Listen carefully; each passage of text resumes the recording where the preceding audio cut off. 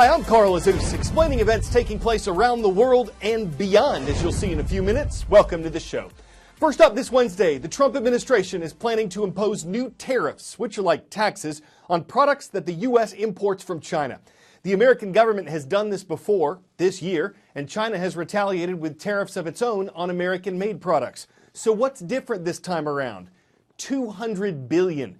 That's the value of the goods from China that'll be subject to the new tariffs starting next week. Altogether, this could mean that roughly half of everything China sells to the U.S. will be hit by American tariffs. And China is planning to tax an additional $60 billion worth of goods from the U.S. What kinds of goods are we talking about? The Chinese products subject to additional taxes in the U.S. will include things like food seasonings, baseball gloves, and industrial machinery parts. The American products subject to additional taxes in China will include meat, clothes, and auto parts. Some analysts characterize all this as the latest shots fired in a trade war between the two countries, when back and forth tariffs escalate and the prices of imported products rise. But others say it's not a trade war, at least not yet, and a lead economic advisor to the Trump administration says a trade deal with China is still possible. He also says the tariffs are not near a point where they'll have an impact on the U.S. economy. But what kinds of products, things that you might have lying around your living room, could get more expensive in the days ahead? People are freaking out about a trade war with China. But why? Well, the U.S. imports more products from China than any other country in the world, $505 billion worth of goods in 2017, while only sending $130 billion worth of products to China. This creates a gap of $375 billion, a large part of the trade deficit with China. In the time I've been talking, did you notice all the products in the room that are made in China have disappeared? Now, a trade war with China doesn't mean we'd stop importing these Chinese goods, but it does go to show just how much we depend on them. Let's rewind in case you missed it. For example, this TV. The U.S. imports $146 billion worth of electrical machinery and equipment, the most of anything we import from China. This includes remotes, laptops, and cell phones. Also, sneakers. We import $1.4 billion worth a year. And these umbrellas. The U.S. imported $113 million worth in 2017. And China happens to be the world's largest supplier of umbrellas. And the list goes on. One thing we export a lot of is playing cards. But the cardstock we print on is from, you guessed it, China. There's no tariff, but we still spent $120 million importing cardstock last year. So while these products aren't going anywhere, they could have some steep tariffs on them, which means our lives could get a little more expensive. A vote has been delayed on President Trump's Supreme Court nominee. The Senate Judiciary Committee was originally scheduled to vote Thursday on whether to recommend that Judge Brett Kavanaugh be confirmed to the High Court. It would then be up to the full Senate to decide whether he'd ultimately get there. But late last week, Democratic Senator Dianne Feinstein gave a letter to the FBI that she had received in late July. It accused Judge Kavanaugh of having assaulted a woman when they were in high school in the 1980s. Judge Kavanaugh says he did not assault anyone in high school or at any time. But the Senate Judiciary Committee put Thursday's vote on hold and scheduled a new hearing for next Monday, when they'd interview both Judge Kavanaugh and his accuser, Christine Blasey Ford. Judge Kavanaugh has agreed to testify before the committee, but as of last night, Ford reportedly hadn't gotten back to the Senate on whether she would testify. So it's unclear now whether that hearing will actually take place. 10-second trivia. Which of these events occurred in 1972? The last U.S. troops left Vietnam, astronauts landed on the moon, President Johnson was elected, or the 26th Amendment was ratified? The last time someone visited the moon was during the Apollo 17 mission in 1972.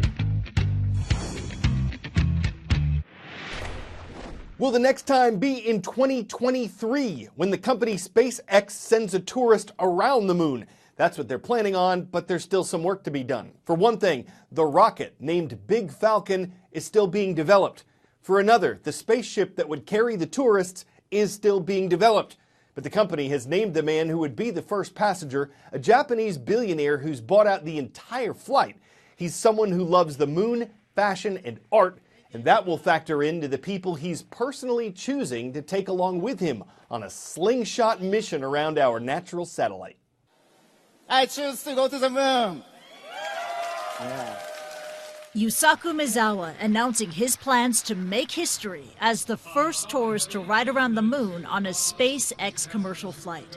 The Japanese billionaire purchased all the seats on board the SpaceX Big Falcon rocket. He wants to fly to the moon with a group of artists.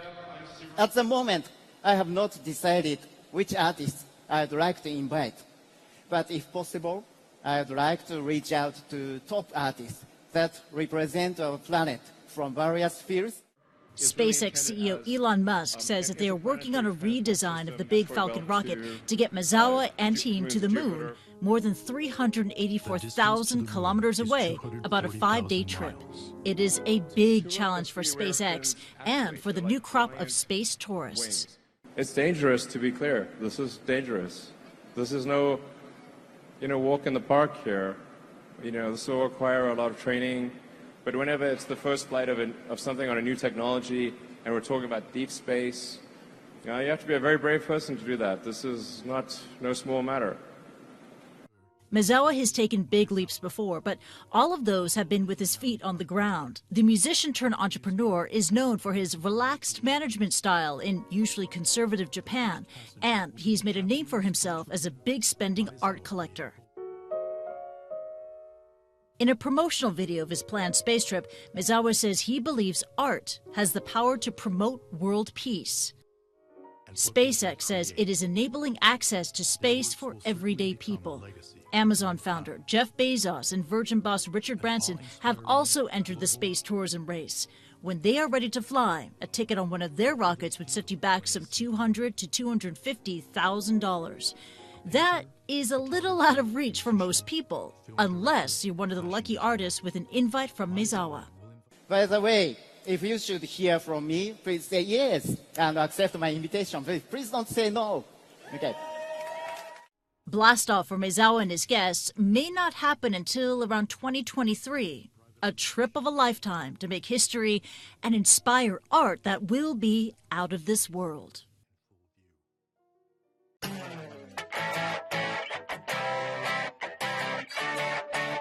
If we told you our last story is about islands, you'd probably think, yes, please. If we told you it was about ant islands, not the ants you're related to, but the kind that sting your feet, you'd probably think, no thank you. They're one of the many unpleasant side effects of flooding, like the kind that Hurricane Florence recently brought the U.S. southeast. Floating in the floodwaters, it looks like nondescript vegetation until you notice it's moving. Yuck! Yikes! Ant islands! Reporters covering the storm are tweeting images of islands of red ants, the kind that sting. As the water level rises, the ants cling to each other, forming a living raft. Their bodies are waxy, water-resistant, and look how tough their raft is. Tweeted one admirer, "It is strangely heartwarming to see a species that sticks together in hard times. But not everyone's heart was warmed. Thank you for a week of nightmares. Okay, it could be worse." So hideous, there is no word to describe them.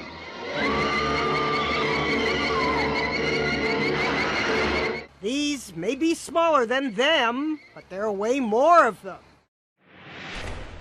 If at first glance, when you see some buoyant ants in such abundance where they ain't inhabitants, you'll have a chance perchance to show some taller ants and avoid the incidents that could anger errant ants. Or you might just want to stomp them. All this floating stuff can make folks a little antsy. I'm Carl Antzus for CNN.